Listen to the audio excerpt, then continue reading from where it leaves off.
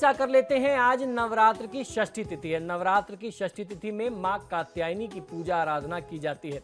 मां कात्यायनी संपूर्ण रोगों और भय का नाश करने वाली बताई जाती हैं, इनसे मुक्ति दिलाती हैं।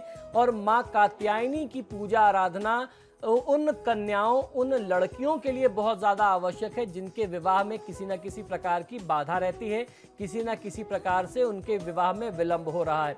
तो इसीलिए मां कात्यायनी को महामाया बताया गया है।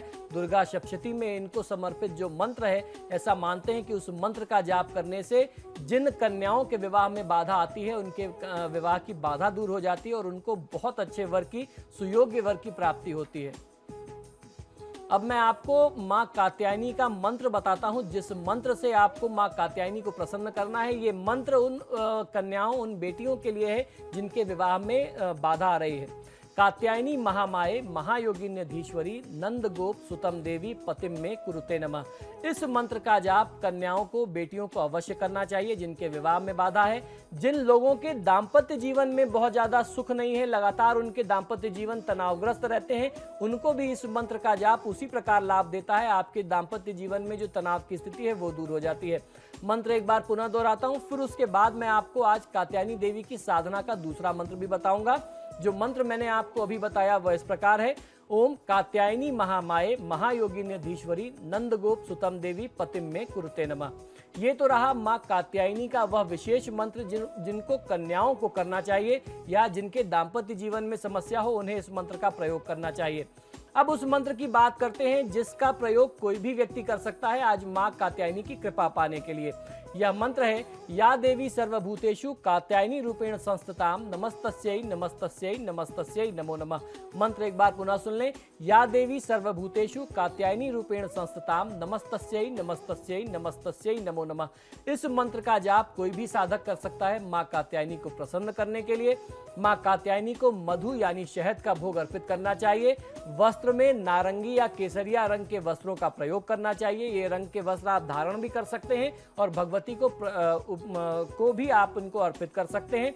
और षष्ठी तिथि में केतु ग्रह की शांति होती है यदि आप गुड़ का दान करते हैं। तो किसी गरीब व्यक्ति को गुड़ का दान करने से यदि आपकी कुंडली में केतु ग्रह की अशुभ स्थिति है, उसमें आपको बहुत ज्यादा राहत मिल जाती है, उस कष्ट से मुक्ति मिल जाती है। नवरात्र की षष्ठी तिथि में दुर्गा सप्तशती के 11वें अध्याय का पाठ करना चाहिए। पुष्प और जायफल देवी को अर्पित करते हैं तो बहुत अच्छा लाभ मिलता है।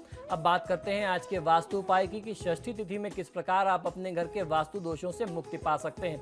नवरात्र की षष्ठी तिथि में अपने घर के उत्तर पश्चिम, जिसे वायव्य दिशा कहते हैं, यानी north west corner of the house, उत्तर पश्चिम दिशा को आपको सुगंधित करना चाहिए। वहां पे आप 2 अगरबत्तियां लगा सकते हैं, इत्र का छिड़काव कर सकते हैं। इससे शुभ ऊर्जा का संचार होगा और वास्तु दोष मिटेगा। जब नॉर्थ वेस्ट का वास्तु दोष मिटता है तो व्यक्ति को, क्योंकि वह दिशा वायु की, वरुण की दिशा है, व्यक्ति की जो मानसिक अशांति है, आप मेंटली बहुत ज्यादा परेशान रहते हैं, तो मेंटल डिसऑर्डर से आपको शांति मिलती है। और जब मेंटल डिसऑर्डर से शांति मिलती है तो ऑब्वियस सी बात है, बहुत सीधी सी बात है कि आपको मानसिक शांति मिलती है, दिमाग आपका शांत होता है। और उसके साथ साथ विद्यार्थियों को परीक्षा में बहुत अच्छी सफलता मिलती है। अच्छी पढ़ाई, अच्छी एजुकेशन के लिए ये उपाय अवश्य करना चाहिए। अब जो मंत्र बताता हूं, इस मंत्र का जाप करके आप दोष को दूर भी कर सकते हैं। आइए जानते हैं। यह मंत्र इस प्रकार है। ओम अंग कंग मृगवाहिनी देव्यै नमः। इस मंत्र का उच्चारण करते हुए शुद्ध जल का छिड़काव करें आप अपने घर के उत्तर पश्चिम दिशा में। वहां 2 सुगंधित अगरबत्तियां लगा दें तो आपको बहुत अच्छा फायदा मिलेगा।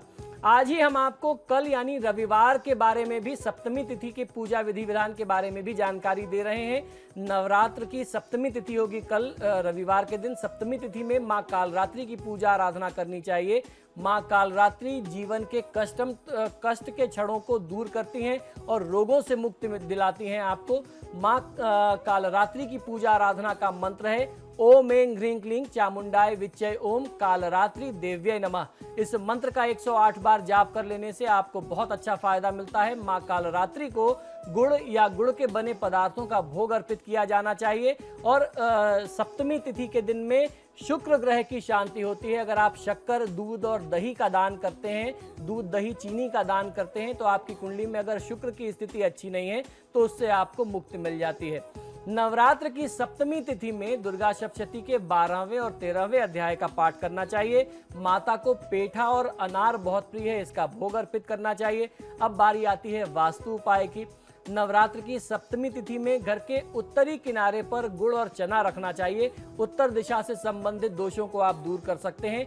इससे गुड़ और चना वहां अर्पित करने से रोगों से मुक्ति मिलती है और घर में धन धान्य सुख सौभाग्य और सौंदर्य बढ़ता है। अब जो मंत्र बता रहा हूं, इस मंत्र का जाप आपको उत्तर दिशा की ओर बैठ करके उस दिशा में मुख करके अवश्य कर लेना चाहिए। यह मंत्र है क्लूं कौमारी देव्यै नमः। इस मंत्र का उच्चारण करते हुए आपको वहां पे गुड़ और चने का भोग अर्पित करना है, बहुत अच्छा फायदा मिलेगा। तो इसी के साथ ही हमारे आज के कार्यक्रम में फिलहाल इतना ही। बहुत बहुत शुक्रिया आपका पंडित जी हमारे स्टूडियो में आए, इतनी महत्वपूर्ण जानकारी दी। जी नमस्कार।